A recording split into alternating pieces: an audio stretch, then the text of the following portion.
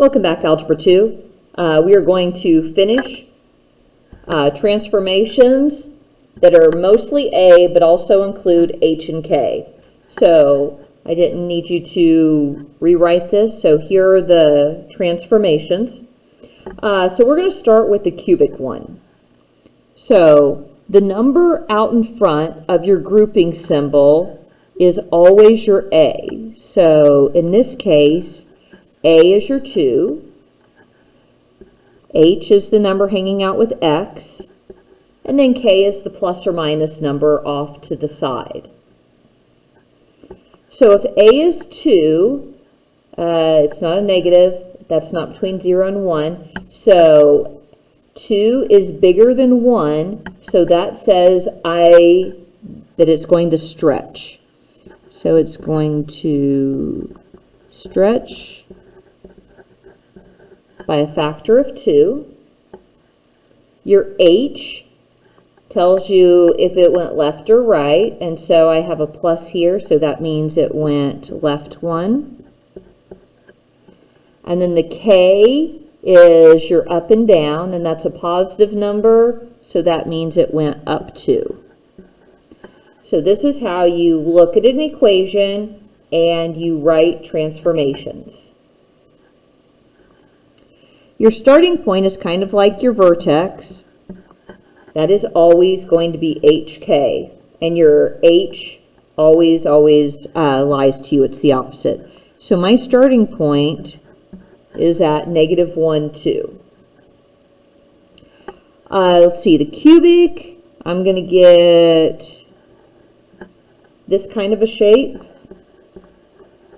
And you have to plug in all your X values. There's no real symmetry like there were with the absolute value and the quadratic.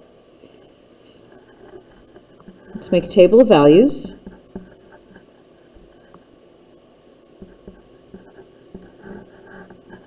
So your vertex or your starting point always goes in the middle, and I'm going to choose values smaller and bigger. So if you were at negative 1, right here on the number line, you wanted to go smaller. That means you're going to the left. And so negative 2 and negative 3 are the smaller values. And then if you're at negative 1 and you go bigger, so that means you go to the right. So that would be 0 and then 1. So this is just an up and down number line. All right, we're going to plug these values in. So I have 2 times negative 3 plus 1 cubed plus 2. I just plugged negative 3 in for X, and I'm doing math. Do the math inside your grouping symbol. That adds up to negative 2. You got to cube it before you multiply. So 2 times negative 8 plus 2. Negative 16 plus 2 equals negative 14. When X is 2, 2 times negative 2 plus 1 cubed. Do your grouping symbols first. So that adds up to negative 1. Exponents come next in your order of operations. So negative 1 times negative 1 times negative 1 is negative 1. And then you multiply next in your order of operations. Negative 2 plus 2 adds up to 0. Plug 0 in for X. 0 and 1 is 1. 1 cubed is still 1. 2 times 1 is 2, plus 2 equals 4. That's my Y value. And then plug 1 in. 2 times 1 plus 1 cubed plus 2. Do the math. That adds up to 2. Exponents come next. So 2 cubed is 8. 2 times 8 is 16. Plus 2 adds up to 18. All right, we're going to go plot these points. -3, -14, just estimate, go off the graph a little bit. -2, 0 is right there on your x-axis. -1, 2, 0, 4 is right there on your y-axis. That'll be my y-intercept in a minute. And 118 really goes off the graph, so just put a dot there.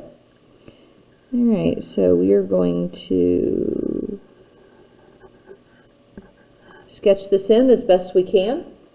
So it's helpful to know what the shape is, especially when you get, when a graph stretches and it goes off the graph and you really kind of only have these 3 points. You got to know that a cubic looks like an S. You can't just end up connecting those dots and thinking that that is a line, because it is not. Your domain are your x values. That goes -infinity to infinity. Your range are your y values. You can see that this is pointing down towards -infinity, and it's pointing up towards +infinity, so it goes -infinity to infinity. Your x-intercept, I can see right here, is at -2, 0. Needs to be written as an ordered pair, not just -2. That will get you points off. Your y-intercept is at 0, 4. All right, let's go to the next one on square roots. We are going to do 2 of those because those are tougher ones. The number out in front of your grouping symbol is your A. So A is 4. Four is bigger than 1, so that tells you that it's going to stretch by a factor of 4. The number with your X is your H. So in whatever kind of grouping symbol, that +2, your X lies, that went left 2. And your K is -1, and that went down 1. Your starting point is always H, K. The H lies to you, so your starting point is at -2, -1. A normal square root function would look kind of like this, so that's what your normal one is going to do. And you have to remember, you can't have a negative number under the radical symbol.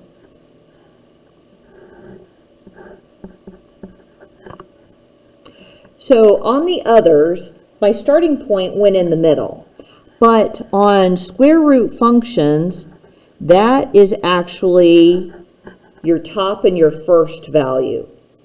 So we said earlier that on square roots, I want them to add up to perfect squares. So 0, 1, 4, and 9 are my first couple perfect squares.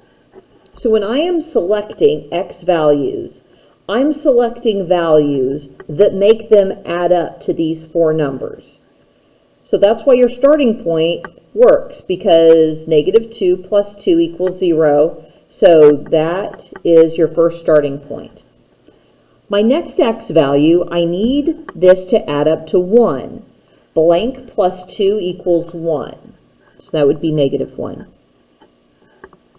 Now it has to add up to 4. Blank + 2 = 4. That would be 2.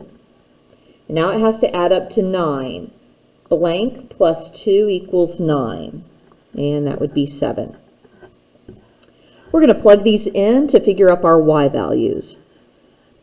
So I have 4. You have to remember, anytime there's a number out in front of your grouping symbols, this is multiplication. So you're taking 4 times this radical and then subtracting 1. So I have 4 times the absolute value of -1 + 2 - 1. Do the math in the grouping symbols first. That adds up to 1. Take the square root, that comes next in your order of operations. So I have 4 times 1 minus 1. 4 times 1 is 4, minus 1 equals 3. And I'm off the graph. There we go.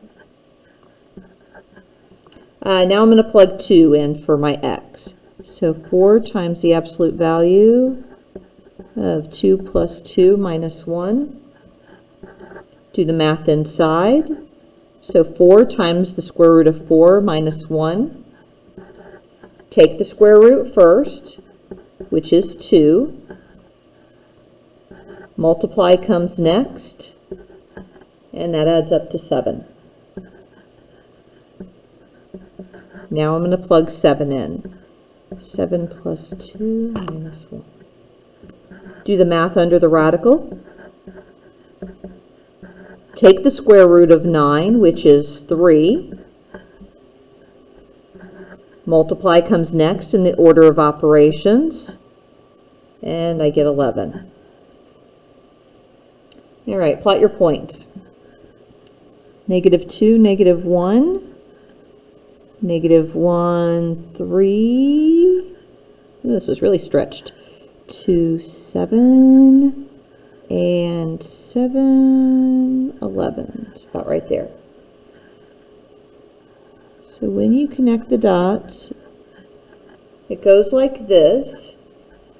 This starting point, you do not bring it back down. It only goes up in one direction, and this one is going up to positive infinity. Your domain are your x values. On this one, I find it easier to look at my table of values than I do the graph. So the smallest x I have is -2, and then they're going bigger, bigger, bigger. So my domain is going -2 to infinity. The range is the y, the answers you get out. I also find it easier to look at the graph.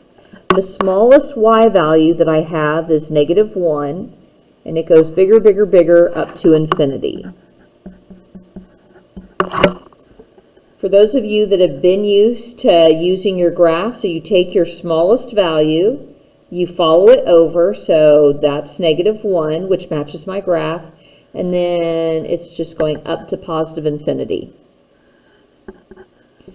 Your x-intercept is right here, so it is somewhere between -1 and -2, so I would say about -1.5, 0, although it's probably closer to -1.9 because it's really over there. Your y-intercept, so it looks like it's about there, so it's crossing here, you would say, so it's almost, I can't tell if it's almost at 5 on this graph. But to find it, you could plug in 0 for x.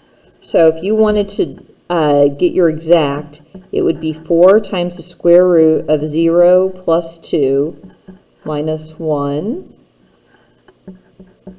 4 times radical 2 minus 1. So that is the exact answer. And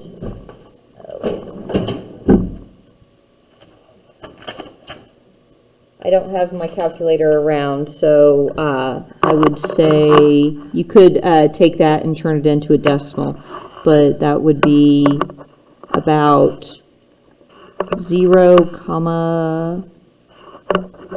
it's almost to 5. We'll call it almost 0,5.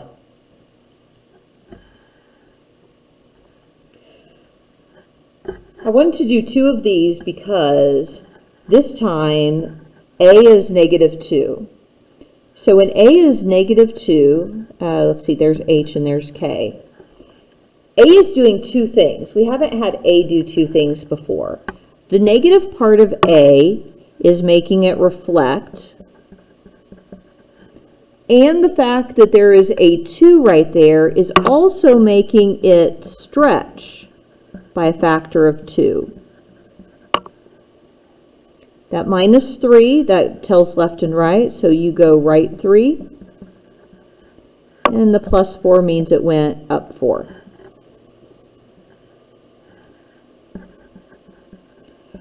A normal square root function does this. When it reflects, now it's going to flip and it's going to be opening down like this. So that's kind of what you're expecting. But a is also a 2, so it's going to be stretching, so it will be a little bit more dramatic. Your starting point is still h and k, so your starting point is at 3, 4.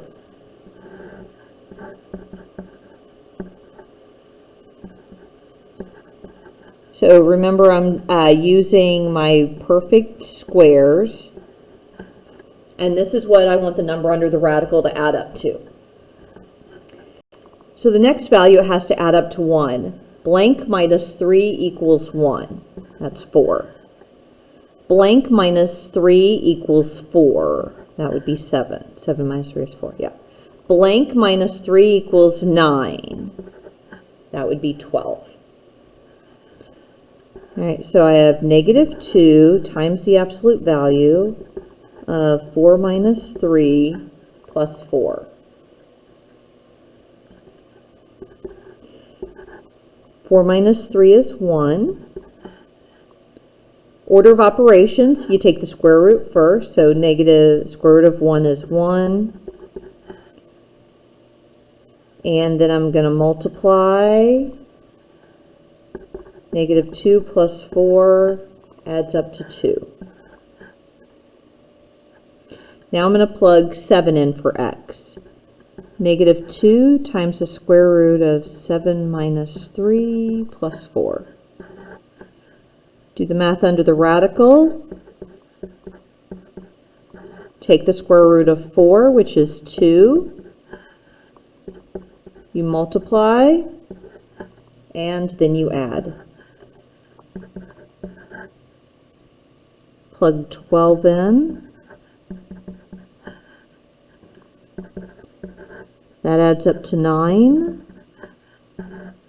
The square root of 9 is 3. Multiply those. Negative 6 plus 4 adds up to negative 2. So these are the points I'm plotting. 3, 4.